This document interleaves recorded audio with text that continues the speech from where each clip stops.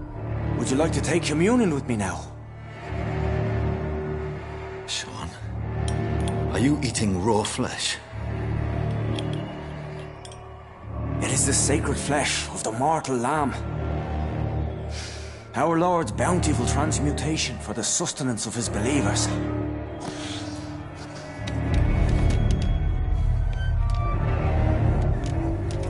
Thank you, Lord. I am your most humble servant. So, true to your word, you waited for my return. I told you, Dr. Reed, I was a man to be trusted. Did you have words with the poor Harriet?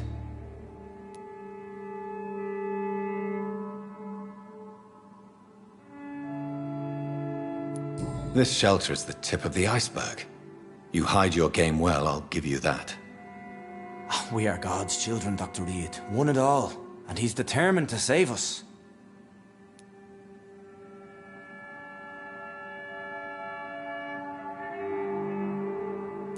What will be the result if you continue to assist both Skulls and the living?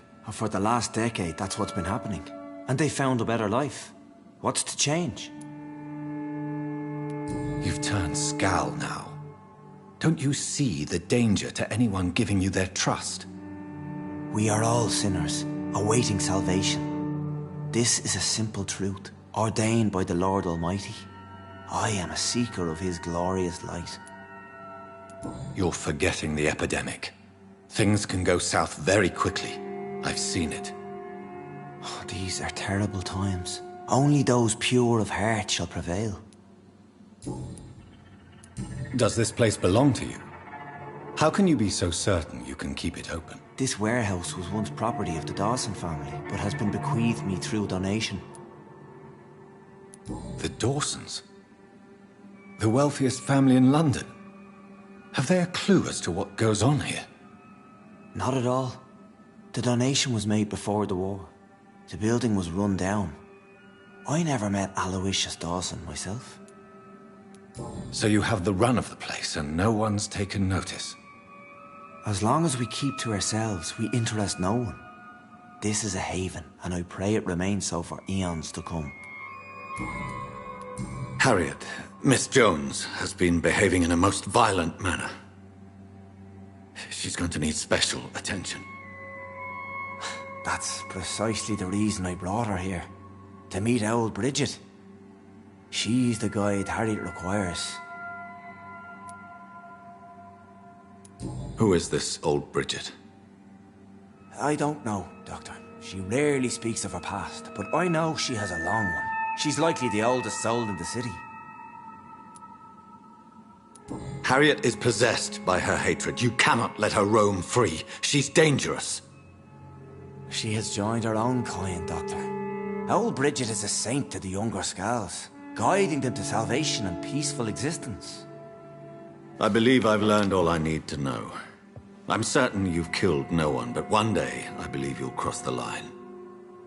Logic is a false prophet. Faith is the only path to salvation. What do you mean? We have been blessed with God's eternity. We are the instruments of his divine will. We shall feed the hungry forever and ever. Amen.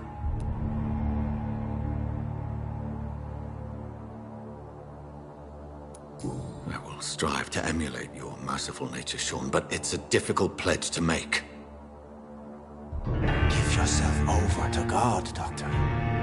Expel your urges and kneel before the Lord in praise. These urges... You know the hunger will never be satisfied. I've come to embrace the everlasting craving. I have sworn to feed only upon the flesh of the dead. It is now my sacrament. Take, eat. This is my body. So saith the Lord.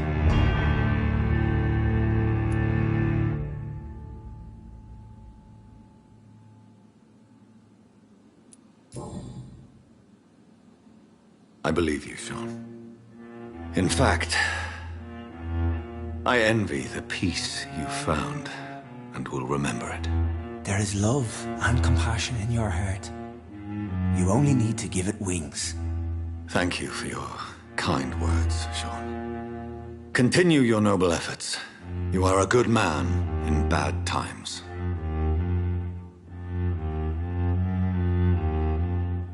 Keep to the light, my friend. Like all my flock, you have a home here.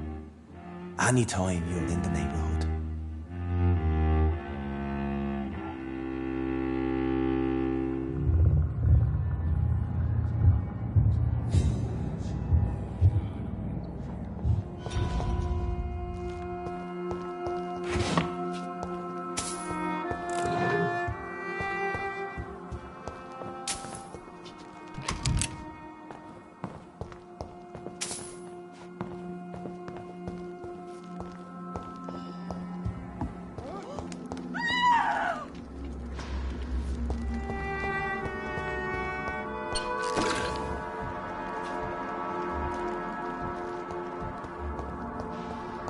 Another corpse thrown in the streets.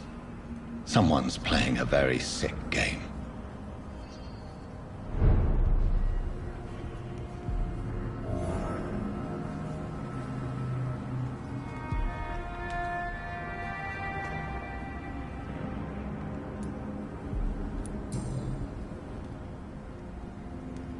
I know this brooch.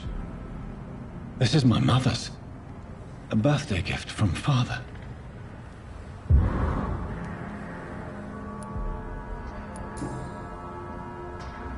"29 Pretty Orchard Street. That's near Poplar's district. Why would this man carry off my mother's brooch? I must go there.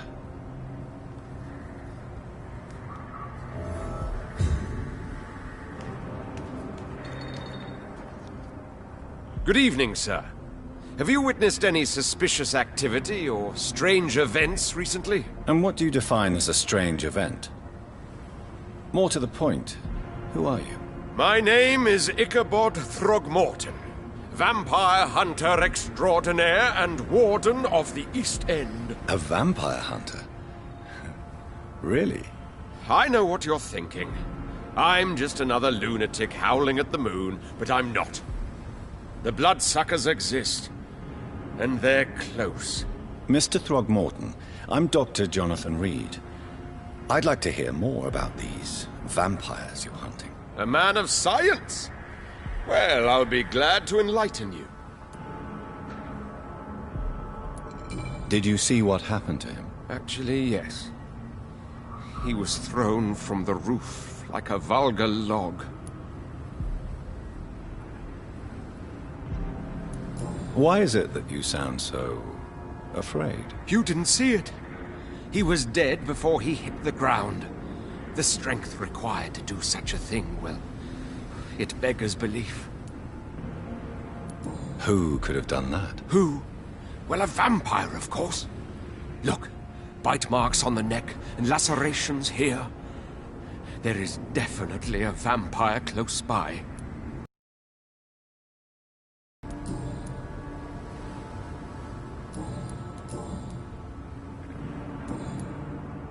Goodbye, and good hunting, Mr. Throgmorton.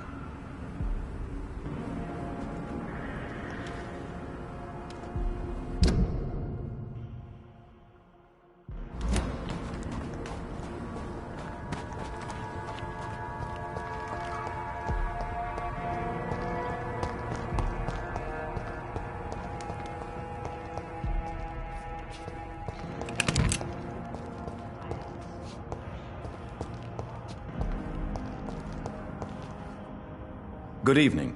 I'm Dr. Reed. Do you need any help? Rest assured, I will help you, sir. Martin Nightingale, at your service. Please, take a look at my wares. Your merchandise. I don't really see anything worth having. No offense. None taken, sir. But please, I need to eat. Perhaps if you keep looking, you'd see something that takes your fancy. I found this watch. It belonged to Miss Gillingham, but I thought you might find it useful. That makes sense. She would have forgotten about the watch by the next day. If you say so. Take this for your trouble, Dr. Reed. I will not forget your gesture, I swear. Show me what you have to offer then, Mr. Nightingale.